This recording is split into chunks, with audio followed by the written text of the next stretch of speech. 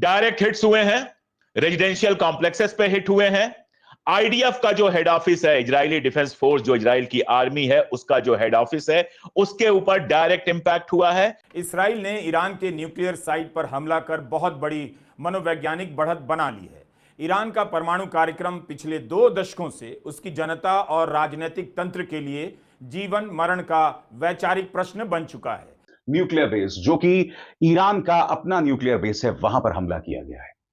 अब जाहिर सी बात है, जब आप एक देश की संप्रभुता पर चोट पहुंचाएंगे तो वो जवाब देगा। किसी के परमाणु ठिकाने पर हमला करना साधारण बात नहीं है, उसकी संप्रभुता को चुनौती देने के समान है।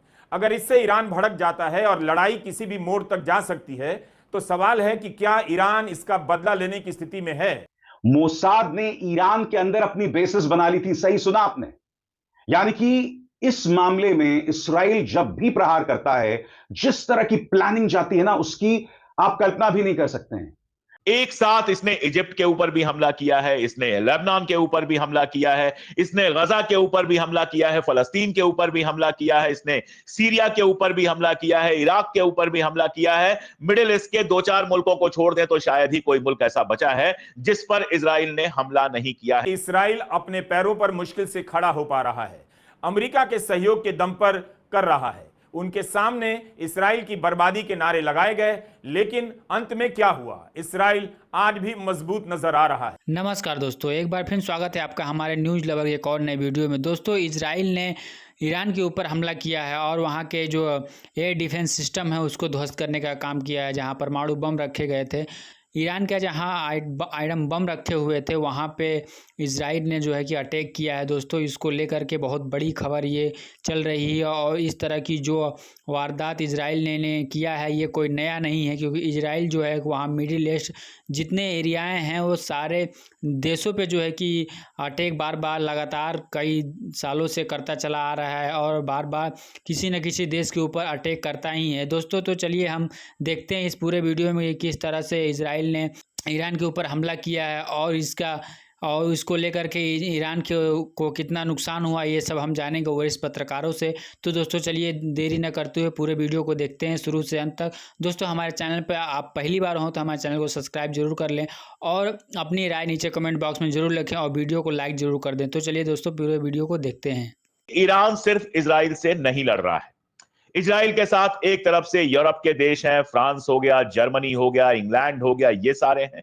अमेरिका तो खैर फुल टाइम है ही, और साथ में जो अरब मुल्क हैं आसपास के, वो भी इनडायरेक्टली इजराइल की ही मदद करते हैं, चाहे वो टर्की हो, चाहे जॉर्डन हो, चाहे बाकी सारी कंट्रीज हो। एक यमन के हुथीस को छोड़ के और हिजबुल्लाह जो है आपके लेबनान में, अगर उनको छोड़ दें तो ईरान के साथ लड़ने वाली ताकत कोई नहीं है। और ऐसे में जब ईरान ने हमला किया और डायरेक्ट टारगेट्स हुए, रात तक छुपाने की कोशिश करता रहा इजराइल, लेकिन आज इजराइल के अखबार, चाहे वो टाइम्स ऑफ इजराइल हो, चाहे जेरूसलम टाइम्स हो, चाहे वाई नेट हो, चाहे जो भी अखबार वहां का उठा के देख लीजिए, उनकी खबरें पढ़ के आपको समझ में आ जाएगा कि ईरान का जो ये रिस्पॉन्स है, ये इजराइल के लिए बेहद मुश्किल रहा है। डायरेक्ट हिट्स हुए हैं, रेजिडेंशियल कॉम्प्लेक्सेस पे हिट हुए हैं। आईडीएफ का जो हेड ऑफिस है, इजरायली डिफेंस फोर्स, जो इजराइल की आर्मी है, उसका जो हेड ऑफिस है, उसके ऊपर डायरेक्ट इंपैक्ट हुआ है। साथ में जो इनका एटॉमिक केंद्र है, कहा यह जा रहा है, दावा किया जा रहा है कि जो इजराइल का एटॉमिक सेंटर है उसके ऊपर भी डायरेक्ट इंपैक्ट हुआ है। कितना हुआ है कि नहीं हुआ है, अभी दोनों तरफ से कंफर्मेशन नहीं आई है, लेकिन इतना तो तय है कि इस तरह का हमला तेल अवीव ने आज के पहले नहीं देखा था। इजराइल ने बहुत सारी जंगें लड़ी हैं। दरअसल जब लोग शांति सिखा रहे थे तो मुझे यही कहना था, जो मैंने सोचा था कि सीधे अपने चैनल पे कहूंगा, वहां कहने का मतलब नहीं है। पिछले 100 साल अगर ले लें तो ईरान ने अपनी तरफ से किसी पर हमला नहीं किया। ईरान से शाह पहलवी को जो निकाला गया वो ईरान का अंदरूनी मामला था, किसी दूसरे मुल्क के ऊपर ईरान ने हमला नहीं किया। ईरान इराक वार में भी इराक ने पहला हमला किया था, ईरान ने हमला नहीं किया था। और वहीं आप इजराइल को देख लीजिए, लीबिया को तबाह करने में सबसे बड़ा रोल इजराइल का, इराक को तबाह करने में सबसे बड़ा रोल इजराइल का। एक साथ इसने इजिप्ट के ऊपर भी हमला किया है, इसने लेबनान के ऊपर भी हमला किया है, इसने गजा के ऊपर भी हमला किया है, फलस्तीन के ऊपर भी हमला किया है, इसने सीरिया के ऊपर भी हमला किया है, इराक के ऊपर भी हमला किया है। मिडिल ईस्ट के 2-4 मुल्कों को छोड़ दें तो शायद ही कोई मुल्क ऐसा बचा है जिस पर इजराइल ने हमला नहीं किया है। इजराइल लगातार जंग में जाने की कोशिश करता रहा है और इस बार जो जंग में गया है उसके कारण तो बहुत क्लियर है। संडे को मीटिंग होनी थी ईरान और अमेरिका की और ऐसा लग रहा था कि संडे को कहीं वो पहुंच जाएगी। और इतना ही नहीं है, नेसेट जो वहां की संसद है उसको भंग करने के लिए आज की डेट में कार्रवाई होनी थी, उसके एक दिन पहले नेतन्याहू आक्रमण कर देता है। सीधी सी बात यह है कि नेतन्याहू कैसे भी अपने देश को जंग में उलझाकर और लगातार अपनी गद्दी बचाए रखना चाहता है। और ऐसे में आप ईरान से उम्मीद क्या कर रहे हैं? इसराइल ने ईरान के न्यूक्लियर साइट पर हमला कर बहुत बड़ी मनोवैज्ञानिक बढ़त बना ली है। ईरान का परमाणु कार्यक्रम पिछले 2 दशकों से उसकी जनता और राजनीतिक तंत्र के लिए जीवन मरण का वैचारिक प्रश्न बन चुका है। इसके लिए ईरान ने कितने प्रतिबंध झेले, कितनी मुश्किलों का सामना किया और इसराइल एक हमले में टारगेट कर चला गया। ईरान बिना किसी की मदद के परमाणु कार्यक्रम को विकसित करता रहा है। क्या ईरान न्यूक्लियर साइट पर हमले को अपने अस्तित्व पर हमले के रूप में देखेगा या वह 2 कदम पीछे हट जाएगा? 15 जून को ओमान के मस्कत में अमेरिका और ईरान के बीच परमाणु मामले को लेकर 6ठे दौर की बैठक होने वाली है। मार्च में ट्रंप ने ईरान के सुप्रीम लीडर खामेनेई को पत्र लिखकर कहा कि अमेरिका ईरान के साथ परमाणु डील करना चाहता है। अगर ईरान के लिए यह स्वीकार्य नहीं है तो सैन्य कार्रवाई भी की जा सकती है।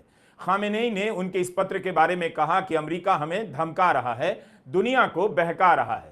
ईरान ने सीधी बातचीत से इनकार कर दिया मगर अप्रत्यक्ष रूप से बातचीत के लिए तैयार भी हो गया। अप्रैल और मई के महीने में अमेरिका और ईरान के बीच 5 दौर की बातचीत हो चुकी है। 2018 के बाद दोनों देशों के बीच पहली बार इस तरह की बातचीत हो रही है। अमेरिका चाहता है कि ईरान अपने परमाणु कार्यक्रम रोक दे तो वह प्रतिबंधों में ढिलाई दे, लेकिन अब तो सारा खेल ही पलट गया। हमले के कुछ घंटों बाद डोनाल्ड ट्रंप ने बयान जारी कर कहा कि डील का विरोध करने वाले ईरान के सारे कट्टरपंथी मारे जा चुके हैं। मैंने उन्हें पूरा मौका दिया डील करने के लिए। कहा भी कि अमेरिका दुनिया का सबसे खतरनाक हथियार बनाता है। इसराइल के पास काफ़ी सारे उसके हथियार हैं, चलाना भी जानता है। डील नहीं होने पर जो अंजाम होगा उसकी कल्पना भी कोई नहीं कर सकता। ट्रंप के इस बयान से साफ हो जाता है कि इसराइल के हमले से अनजान रहने की अमेरिका की बात दिखावे की है। बैठक से 3 दिन पहले 12 जून को ही IAEA का बयान आया कि ईरान परमाणु गाइडलाइन का पालन नहीं कर रहा है, परमाणु बम विकसित करने जा रहा है। इस संदर्भ में IAEA ने 20 साल में पहली बार आधिकारिक रूप से ईरान की निंदा की। कुछ घंटे के बाद ईरान ने कहा कि हमारी तीसरी फैसिलिटी तैयार है और हम एक्टिवेट करने वाले हैं। उसके कुछ घंटे बाद ही इसराइल का हमला हो गया। किसी के परमाणु ठिकाने पर हमला करना साधारण बात नहीं है, उसकी संप्रभुता को चुनौती देने के समान है। अगर इससे ईरान भड़क जाता है और लड़ाई किसी भी मोड़ तक जा सकती है तो सवाल है कि क्या ईरान इसका बदला लेने की स्थिति में है। रिचर्ड मेडहर्स्ट स्वतंत्र पत्रकार हैं, ब्रिटेन में रहते हैं। उन्होंने एक्स पर लिखा है कि मैंने कई साल ईरान की परमाणु डील को कवर किया है। इसराइल द्वारा परमाणु ठिकानों पर किए जाने वाले हमलों और अमेरिका और यूरोपियन संघ द्वारा अनगिनत बार डील के उल्लंघन के बाद भी ईरान ने जिस तरह का धैर्य दिखाया है वो हैरान करने वाला है। इस मामले में अगर कूटनीति फेल होती है तो इसका दोष ईरान को नहीं दिया जा सकता। ईरान सरकार ने इस हमले को, यानी कि इजराइल ने जो पहले हमला किया था, ईरान सरकार ने इस हमले को सीधा युद्ध बताया था। उनका कहना है कि ईरान ने पिछले 200 सालों में किसी पर हमला नहीं किया, लेकिन अगर उसकी संप्रभुता पर हमला होता है तो जवाब देना उसका हक है और अब वो जवाब तय है। सरकार की ओर से जारी बयान में कहा गया, बदला लेना हमारा अधिकार ही नहीं, ये तय है। साथ ही यह भी बताया कि सैन्य, कानूनी और राजनयिक मोर्चे पर काम शुरू हो चुका है। हम इस हमले को इसराइली शासन के लिए एक ऐसी गलती बना देंगे जिसे माफ नहीं किया जा सकता। तेहरान ने पश्चिमी देशों पर चुप्पी के जरिए इस हमले में शामिल होने का आरोप लगाया और संयुक्त राष्ट्र सुरक्षा परिषद से अपील की कि वो अंतर्राष्ट्रीय व्यवस्था को बनाए रखने के लिए कदम उठाएं। लेकिन साथ ही यह भी साफ किया कि ईरान किसी अंतर्राष्ट्रीय रजामंदी का इंतजार नहीं करेगा। बयान में आखिर में चेतावनी दी गई, बदला बहुत करीब है, ज़ायनिस्टों की गर्दन से भी ज्यादा करीब। यह सिर्फ सरकार की नहीं, पूरे देश की आवाज है। सबसे बड़ी बात दोस्तों, जो हमला इसराइल ने ईरान पर किया था ना, वो अपने आप में कल्पना से भी विचित्र था। आप जानते हैं, ईरान पर जो हमला किया था, मोसाद ने ईरान के अंदर अपनी बेसिस बना ली थी। सही सुना आपने? यानी कि इस मामले में इसराइल जब भी प्रहार करता है, जिस तरह की प्लानिंग जाती है ना, उसकी आप कल्पना भी नहीं कर सकते हैं। टाइम्स ऑफ इजराइल इस बारे में क्या कह रहा है, क्योंकि आपको इसके एक एक शब्द पर गौर करना पड़ेगा कि दरअसल इसराइल ने किस कदर की प्लानिंग की थी ईरान पर हमला करने के लिए। मोसाद ने ईरान के अंदर, सही सुना आपने, ईरान के अंदर अपने बेसिस बना लिए थे। इस बारे में टाइम्स ऑफ इजराइल क्या कहता है, गौर कीजिएगा। मोसाद ने वाकई में ईरान के अंदर एक सीक्रेट ड्रोन बेस बनाया था, खासकर तेहरान के पास, ताकि जब ईरान ने इसराइल पर मिसाइलें दागी तो मोसाद के ड्रोन तुरंत एक्टिव होकर ईरान के मिसाइल लॉन्चर्स और एयर डिफेंस सिस्टम पर हमला कर सकें। इस ऑपरेशन में मोसाद ने न सिर्फ ड्रोन बेस बनाया, बल्कि प्रिसिशन वेपन्स और कमांडो भी ईरान में घुसा दिए।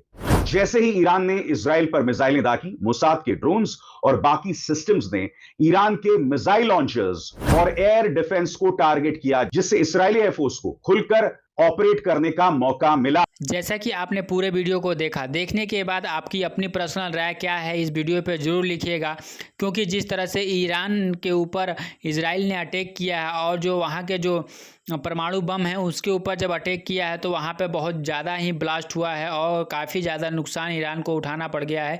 अगर इस तरह से ईरान को जो नुकसान उठाना पड़ा है तो इसका जवाब ईरान इजराइल को ज़रूर देगा, क्योंकि जब भी किसी भी देश का ये एक गर्व की बात होता है और उसके गर्व पे जो है कि अटैक करना, ये बहुत बड़ा साजिश के तहत माना जाता है। दोस्तों, इसकी साजिश से जो है कि इजराइल बहुत दिनों से कर रहा था और आज जा कर के वहाँ पे जिस तरह से अटैक हुआ है उसको लेकर के तमाम तरह की बातें जो है कि न्यूज़ में निकल के सामने आई और आपने सुना वरिष्ठ पत्रकारों से कि किस तरह से वरिष्ठ पत्रकारों ने अपनी बातों को बताया और हमें समझाने की कोशिश की। तो दोस्तों, आप बखूबी इस बात को समझ चुके होंगे। उम्मीद करते हैं कि आपको हमारी वीडियो अच्छी लगी हो और बातें समझ में आई हो। दोस्तों, अगर हमें बातें समझ में आई हो तो जो एक प्यारा सा कमेंट करके हमें बताइए। वीडियो अच्छी लगी हो तो वीडियो को लाइक, शेयर और हमारे चैनल को सब्सक्राइब जरूर करें। हम आपके लिए अपने चैनल के माध्यम से ऐसे ही जो है कि देश दुनिया की जो खबरें हैं, राजनीति की जो खबरें हैं, तो आप तक पहुंचाने की कोशिश करते हैं वरिष्ठ पत्रकारों के द्वारा। दोस्तों, आज के लिए बस इतना ही। फिर मिलेंगे एक नए वीडियो के साथ। तब तक के लिए नमस्कार, सलाम और सत श्री अकाल। फिर मिलेंगे। खुदा हाफिज। आपका दिन शुभ हो।